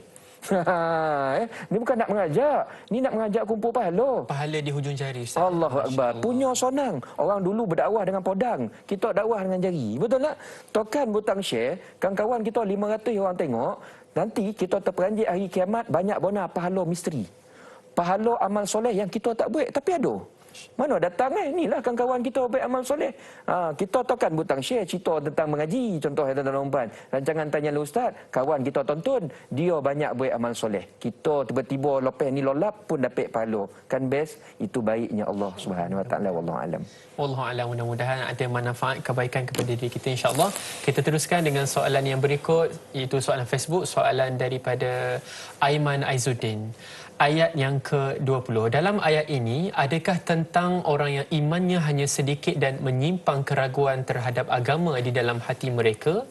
Adakah jika turunnya ayat yang berkenaan dengan jihad akan dilihat hati-hati mereka ragu akan agama Allah Subhanahu Wa Taala? Mereka melihat jihad ini seolah-olah maut di hadapan mereka dan berasa sangat takut untuk berperang. Adakah surah yang dimaksudkan itu ialah suatu perintah untuk memerangi orang-orang kafir? Baik. Terima kasih banyak kepada Tuan Aiman kita. Bertanya soalan yang sangat relevan, cerita tentang ayat 20. Wa yaqulul ladina amanu laula nuzilat surah. Dia cerita begini, tuan-tuan dan puan-puan. Pada waktu tersebut ya, Rasul sallallahu alaihi wasallam berada dalam keadaan tak pasti. Ni orang Islam yang ramai ni, dia ni betul-betul Islam ataupun Islam tapi hati dia tu iman dia bersikit. Ataupun mana satu orang yang cakap Islam tapi hati munafik. Tak pasti. So antara cara kita nak faham betul-betul dia ni Islam ke tidak, tengok dia sudut tindakan. Betul tak? Macam gitulah. Sekarang ni everybody boleh declare dia ni percaya Tuhan. Semua orang boleh syahadah. Tak ada masalah. Tapi nak tahu mana satu yang betul-betul Islam, senang ya. Tengok apa dia buat. Kalau macam kita sekarang lah ni, dah 2 jam menonton rancangan Tanyalah Ustaz, beria bersungguh mengaji agama pagi ni, insya-Allah ini bukti yang kita nak cakap dengan Tuhan. Ni bukti kami yakin dengan Al-Quran. That's why kami ambil berat, kami nak belajar sungguh-sungguh. Maknanya iman perlukan bukti. Sama macam dalam ayat ni. Dulu tuan-tuan dan puan-puan ada orang-orang Muslim, ya, orang yang beriman lah. Mereka kata mereka ada iman. Mereka siap tanya Rasulullah sallallahu alaihi wasallam, ya Rasulullah, ni bila nak turun arahan pergi berperang? Ya, sebab waktu tu tuan-tuan dan puan-puan, orang Islam banyak dipush lah oleh orang kafir. Kita banyak kena penyiksaan. Kita semua tahulah Bilal sampai kena seksa punya teruk. Sumayyah ada yang meninggal dan sebagainya. Teruk tuan-tuan dan puan. Kena bully, kena seksa, ya. Ada yang di pulau, mereka tak nak buat hubungan dagangan dan sebagainya. Sampai satu tahap orang Islam pada waktu tersebut teruk bona kena ganggu orang kafir Quraisy ni. Dia orang punya lapar, tak boleh nak beli makanan sebab ekonomi kontrol pada waktu tersebut baik orang kafir Quraisy ni, ya, dia orang terpaksa makan rumput tuan-tuan dan puan. Lapar mana dah. Dah tak ada choice dah waktu tersebut. So dia orang kata ni tiap-tiap hari ada yang kena pukul, kena ganggu dan sebagainya. Dia orang tanya Rasulullah SAW, bila engkau nak benarkan kami ni ya Rasulullah, kami boleh cabut pedang, kami boleh pertahankan diri kami. Ni bukan nak gaduh benar, tapi kalau orang tiap-tiap hari dah tampar muka kita, takkan nak menunjuk muka macam tu. Maksudnya macam tu lah tuan-tuan dan puan. Kita dalam Islam bukan kita orang nak bunuh orang benar, dah nak mempertahankan diri. Sebab orang ni kalau kita tak lawan dia orang, makin lama makin naik kepala orang cakap, ya. Naik kepala. So orang Islam tanya, lepas tu turun ayat Quran. Faiza unzilat suratum muhkamatun. Turun ayat Al-Quran yang mengatakan, okey, right now kamu diberi kebenaran, Allah yang bagi ni, dah boleh berperang. Ada ayat Quran ni, uzina lil ladzina yuqataluna bi annahum zulimu. Banyaklah tuan-tuan dan puan, tu ayat antara ayat yang saya baca ya. Dibenarkan untuk kita memerangi orang-orang yang banyak mengganggu orang kufar pada waktu tersebut kerana mereka dah banyak menzalimi kamu. So kita boleh protect ourselves. Bila dah turun ayat perang tu tuan-tuan dan puan, cuba baca ayat tu ya.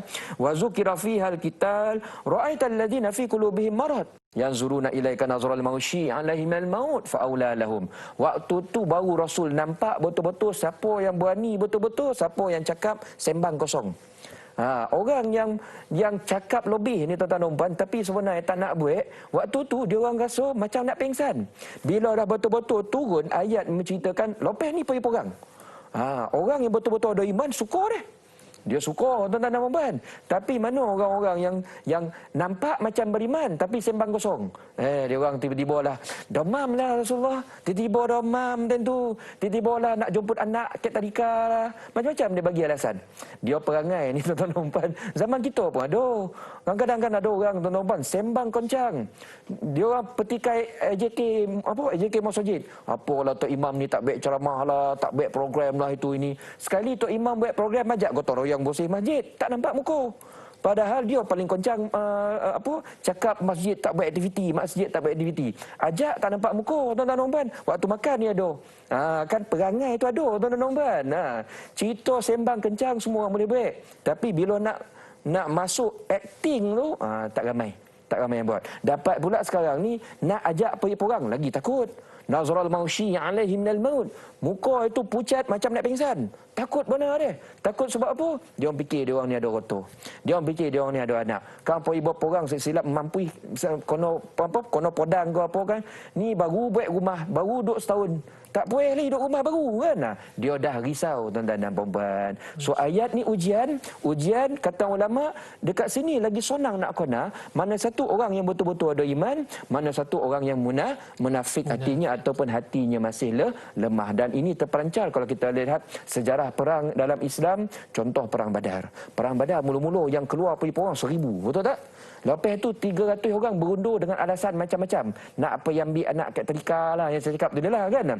300 orang ni kita gelar sebagai orang munafik. Munafik macam mana? Dia bercakap tapi dia banyak menipu. Ya, kita tak mahu jadi macam tu. Kita ambil pengajaran daripada ayat ni. Kita sekarang ni nak tunjukkan pada Tuhan, kita orang Islam yang betul-betul ada iman dalam hati. Kita buat apa yang kita percaya melalui saranan dari Al-Quran dan juga Rasulullah sallallahu alaihi wasallam. Wallahu a'lam. Sallallahu alaihi wasallam. Masya-Allah, tabarakallah. Mudah-mudahan banyak manfaat itu yang dapat kita lakukan dan ada manfaat kebaikan untuk kita kongsikan bersama. Jadi memandangkan kita telah pun berada di penghujung majlis, jadi kita mohon Al-Fadhil Ustaz untuk menutup tirai majlis kita dengan kesimpulan dan juga doa yang ringkas, insya-Allah. Dipersilakan. Baik, tuan-tuan dan puan-puan yang dimuliakan Allah Subhanahu Wa Taala, sebenarnya ayat yang kita bincangkan pagi ini ayat 16 daripada ayat yang ke-20. Tema dia sebenarnya dia podeh lah tuan-tuan dan puan-puan. Tu cerita dia podeh sikit lah kan.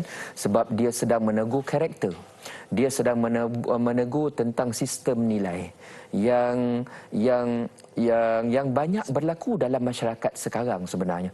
Cerita zaman dulu, contoh orang dulu, tapi perangai macam saya cakap tadi, perangai, karakter, pemikiran kekal sampai kiamat. Orang mesti ada macam tu. Ada orang baik, ada orang pura-pura tengah-tengah, ada orang yang betul-betul buruk. Jadi bila kita baca ayat-ayat macam ni tuan-tuan dan puan, kita berharap kalau kita ada melakukan perangai-perangai yang ditegur oleh Allah SWT ni, sama-sama ya kita tuan-tuan dan puan. Saya ustaz yang bercakap ni pun saya banyak terasa bila kena ayat-ayat ni. Bagi saya bila rasa podeh bila dengar ayat Quran ni bagus. Sebab dengan rasa podeh lah kita nak minum air. Betul tak tuan-tuan dan puan? Kita nak hilangkan ya, nak hilangkan perasaan-perasaan tersebut. Kita sekarang ni bila mengaji nak jadi makmum, bukan nak jadi imam. Kita turut betul-betul perintah Allah SWT. Tapi kalau kita ni jenis baik-baik macam tuan-tuan dan puan-puan, alhamdulillah ya, kita tambahkan lagi kebaikan. Kita harap ayat 7 boleh tadi. Wallazi walladzina ihtadaw zadahum huda wa atahum taqwahum. Orang yang betul-betul beriman cari hidayah, dapat hidayah ni, Allah nanti tambah lagi hidayah. Makin lama makin kita fikir nak jadi orang baik. Mudah-mudahan nanti last-last kita temui Allah SWT dengan membawa bekalan takwa, insya-Allah. Mari kita tutup pembelajaran kita dengan doa. Kita harap mudah-mudahan Allah SWT bagi syafaat Al-Quran kepada kita semua dunia akhirat. A'udzubillahi minasyaitonirrajim. Bismillahirrahmanirrahim. Alhamdulillahirabbil alamin wassalatu wassalamu ala asyrafil anbiya wal mursalin wa ala alihi washabbihi ajmain. Allahumma zayyinna bi zinatil Quran wa akrimna bi karamatil Quran wa syarifna bi syarafatil Quran wa albisna bi khil'atil Quran wa adkhilnal jannah bi syafa'atil Quran wa afina min kulli bala'id dunya wa azabil akhirah bi hurmatil Quran ya zal fadli wal ihsan. Wa sallallahu ala sayyidina Muhammad wa ala alihi wa sahbihi wasallam. Walhamdulillah rabbil alamin. Taqabbalallahu minkum. Alhamdulillah, syukur kita pada Allah Subhanahu Wa Taala. Dan penonton, jangan lupa esok anda akan bersama dengan moderator Da'i Aiman dan juga panel undangan kita iaitu Ustaz Muhammad Irfino Johari membicarakan tentang topik akidah melampau dalam agama. Jadi persoalan untuk hari ini sebagai penutup tirai majlis ilmu kita, apakah yang telah kita belajar, apakah yang nak kita aplikasikan bermula daripada surah Muhammad ayat 16 hingga 20? Fikirkan. Saya Da'i Nizal dan juga panel kita Ustaz Asraf. Assalamualaikum warahmatullahi wabarakatuh.